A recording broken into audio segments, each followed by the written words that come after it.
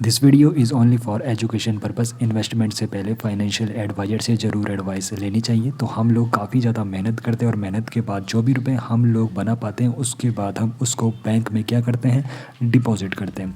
लेकिन क्या आप लोगों के मन में ये सवाल उमड़ता है, क्या आप लोग जो बैंक में डिपॉजिट कर रहे हो यानी कि फ़िक्स डिपॉजिट अगर आप लोग वहाँ पर बना रहे हो, क्या वो समय के साथ आपका जो अमाउंट है महंगाई को भी मात दे रहे हैं? तो देखो, सेविंग करना तो सबसे अच्छी बात है, लेकिन अगर आप लोग जो सेविंग अपना कर रहे हो उसके बाद आप लोगों को निवेश के तरीके भी पता होने चाहिए। तो यहाँ पर औसतन जो भारतीय पब्लिक करती है, बैंक में एफडी करा देती है। और बैंक में एफडी जो इंटरेस्ट रेट अभी 2025 में चल रहे हैं, काफ़ी ज़्यादा कम चल रहे हैं। औसतन बैंकों में देखा गया है कि आप लोगों को एफडी पर जो इंटरेस्ट रेट मिलता है 3 से 5% या फिर ज़्यादा से ज़्यादा 6% आप लोगों को एफडी रिटर्न देखने को मिलता है। और दूसरी तरफ महंगाई की जो दर है यानी कि इन्फ्लेशन है, 6% से भी ज़्यादा आप लोगों को देखने को मिलेगा।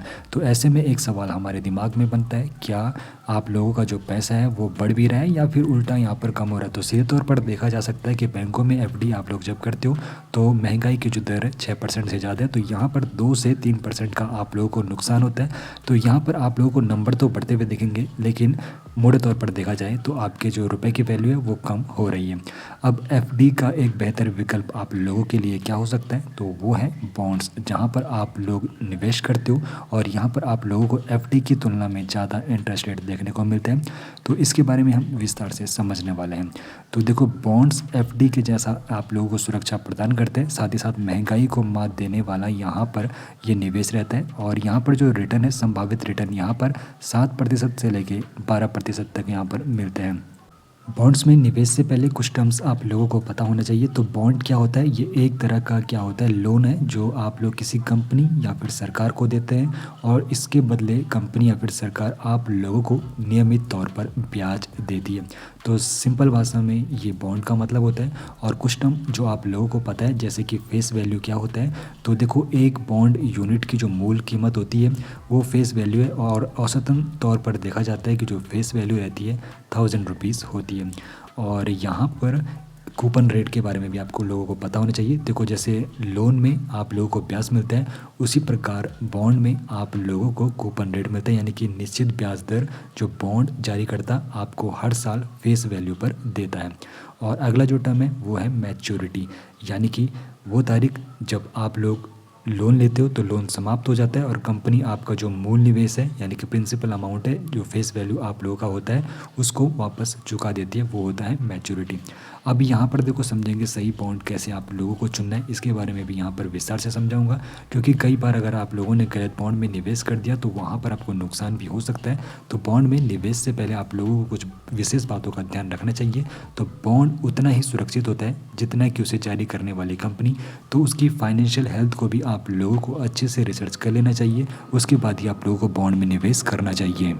बॉन्ड्स में इन्वेस्टमेंट करने से पहले आप लोगों को बॉन्ड्स की रेटिंग देख लेनी चाहिए। अगर बॉन्ड्स को AAA रेटिंग मिली हुई है तो यानी कि उच्चतम सुरक्षा आप लोगों को वहाँ पर मिलने वाली है। अगर AA रेटिंग मिली है तो वहाँ पर उच्च सुरक्षा यानी कि AAA सबसे ज़्यादा यहाँ पे भरोसेमंद वाले बॉन्ड होते हैं। तो आप लोगों को निवेश से पहले रेटिंग जरूर चेक कर लेनी चाहिए। अब देखो, सिक्योर्ड बॉन्ड और अनसिक्योर्ड बॉन्ड में भी आपको फ़र्क पता होना चाहिए। तो सिक्योर्ड बॉन्ड वो बॉन्ड होते हैं जब अगर कंपनी कल के दिन डिफ़ॉल्ट करती है तो उसके जो भी एसेट यानी कि जो संपत्ति रहती है उनको बेचकर निवेशकों को पैसा वापस लौटाया जाता है। तो आप लोगों को इस बात का विशेष ध्यान रखना है कि आप लोग सिक्योर्ड बॉन्ड में ही निवेश करो। अब देखो, बॉन्ड्स के आप लोगों ने फ़ायदे तो सुन लिए, लेकिन बॉन्ड्स के जोखिमों को भी आप लोगों को ज़रूर जानना चाहिए। तो सही निवेशक दोनों पहलुओं को ज़रूर ध्यान में रखता है। तो देखो, समझने योग्य जो मुख्य बातें, तो क्रेडिट जोखिम, तो जारीकर्ता भुगतान करने में अगर विफल होता है तो यहाँ पर ये इसका यहाँ पर नुकसान देखने को मिलता है। और ब्याज दर में भी जोखिम देखने को मिलेगा, अगर ब्याज में दरें बढ़ने पर आपके बॉन्ड का जो मूल्य है गिर सकता है। और लिक्विडिटी जोखिम, यानी कि मैच्योरिटी से पहले अगर आप लोग बॉन्ड को अपना बेच रहे हो तो यहाँ पर बेचने में कठिनाई देखने को मिल सकती है। तो इन बातों का भी आप लोगों को विशेष ध्यान रखना है। बाकी आप लोगों की निवेश करने की जो चेकलिस्ट है उसको मैं एक बार आप लोगों को विस्तार से बता देता हूँ। तो अगर आप लोग भी बॉन्ड में निवेश के बारे में सोच रहे हो तो सबसे पहले आप लोगों को क्रेडिट रेटिंग चेक करनी है, AAA या फिर AA। सिक्योर्ड बॉन्ड में आप लोगों को निवेश करना है और जो भी बड़ी बड़ी कंपनियाँ होती हैं यानी कि नामी जो कंपनियाँ होती हैं वहीं पर आप लोगों को निवेश करना है और हो सके तो मैच्योरिटी तक आप लोगों को अपने बॉन्ड में निवेश रहना है, यानी कि समय से पहले आप लोगों को वहाँ पर से एग्जिट नहीं लेना है। और बाकी रेटिंग एजेंसी यानी कि क्राइसिल और ICRA के द्वारा अगर बॉन्ड को रेटिंग मिली हुई है तभी आप लोगों को वहाँ पर निवेश करना चाहिए।